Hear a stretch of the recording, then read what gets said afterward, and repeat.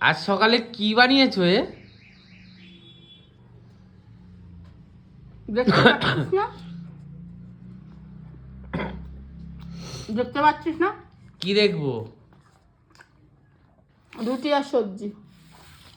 সবজিটা কি হয়েছে রে বাবা, টেস্টি হয়েছে। কটা রুটি নিলে? 7টা। আমি তো 7টাই খাই। গরম গরম দেখ ধোয়া উঠছে। কই দেখি ধোয়া উঠছে কিনা। এ বাবা, একদম লাফাচ্ছে আগুন আগুন লাফাচ্ছে। নিয়ে বসেছি, গরম গরম। আর সাথে কি টি, চা, লিকার? তুমি দুধ চা খাওয়া বন্ধ করে দিলে? সব খাই আমি, দুধ লিকার সব খাই।